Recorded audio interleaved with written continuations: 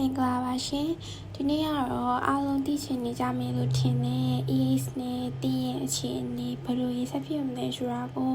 ဒီကဖိုင်ရီဒီနေ့ကြည့်ပေးသွားမှာဖြစ်ပါတယ်ဒီမှာဖိုင်လေးလုပ်ပေးထားပါတယ်ဒါလေးကကျတော့ဖိုင်1ဒါလေးကဖိုင်2နောက်ဒါလေးကကျတော့ဖိုင်3ဒီထဲမှာကိုသဘောကျတဲ့ crystal တစ်ခုကိုရွေးပေးပြီးတော့မှ reading လေးကိုကြည့်ပေးလို့ရပါတယ်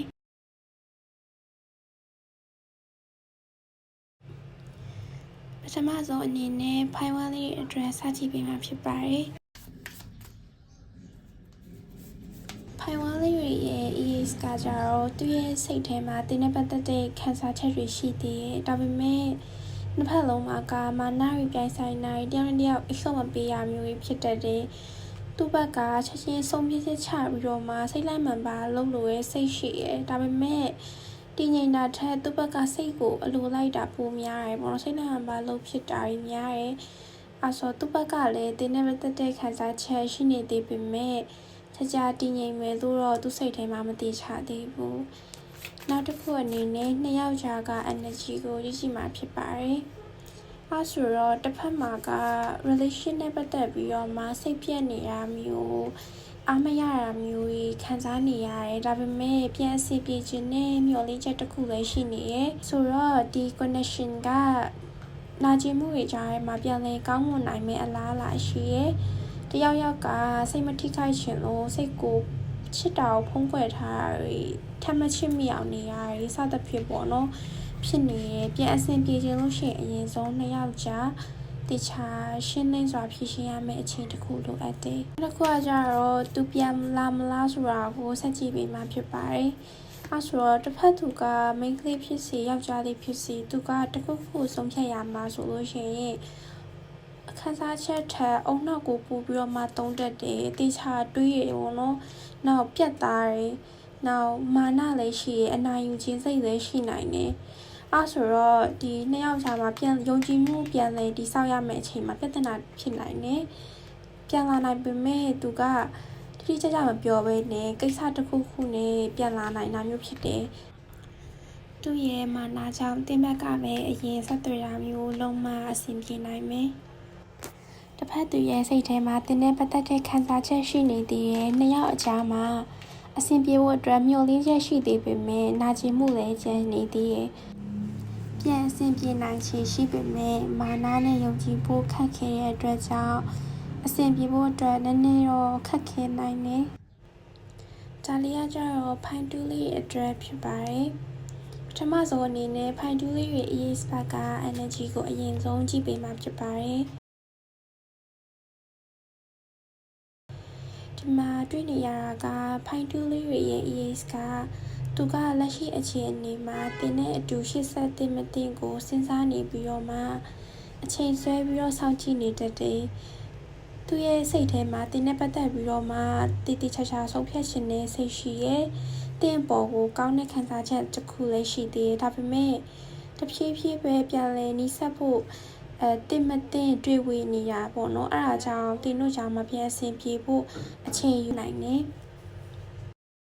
ဒုတိယတစ်ခုအနေနဲ့နှစ်ယောက်ကြားရဲ့စိတ်အခြေအနေ energy လေးကိုကြည့်မှာဖြစ်ပါတယ်တယောက်နဲ့တယောက်ကမျှတတဲ့ဆုံးဖြတ်ချက်တစ်ခုခုလိုချင်နေကြတယ်တင်တို့နှစ်ယောက်ကြားမှာဆုံးဖြတ်ချက်တစ်ခုပြပြတသားမချရသေးတဲ့အခြေအနေကိုတွေ့ရတယ်စိတ်ထဲမှာပဲတင်စီထားပြီးတော့မှမပြောဖြစ်သေးတဲ့အရာတွေရှိရဲ့ဒါတွေကိုပြန်ဖြေရှင်းနိုင်မဲ့အခွင့်အရေးတစ်ခုရှိသေးတယ်ဒါပေမဲ့တယောက်ကအရင်စကားဆမိရင်တို့ကြားကအခြေအနေကပို့ပြီးတော့မှတိုးတက်လာတယ်တစ်ခါကျတော့သူ့ဘက်ကပြန်လာမလားဆိုတာကိုစက်ကြည့်ပေးမှဖြစ်ပါတယ်သူ့အတွက်သူ့ရဲ့ပျော်ရွှင်မှုလွတ်လပ်မှုကပုံမပြီးတော့မှအရေးကြီးနေတာတွေ့ရတယ်သူ့ရဲ့အနာဂတ်ကိုလည်းသူကတခြားစဉ်းစားနေရင်ပြန်လာရှိပေမဲ့သူ့ရဲ့ကိုကြိုးကိုအရင်ဆုံးထည့်ပြီးတော့မှစဉ်းစားနေတဲ့ energy မျိုးကိုတွေ့ရတယ်။သူ့ဘက်ကအဲ့ဒါကြောင့်အချိန်ယူပြီးတော့ပြန်လာတဲ့မလားတဲ့ကိုတခြားစဉ်းစားနေတဲ့ပုံကိုတွေ့ရတယ်ပေါ့နော်။နောက်တစ်ခုကကြတော့သူ့စိတ်ထဲမှာခံစားချက်ရှိနေတဲ့အဆင်ပြေဖို့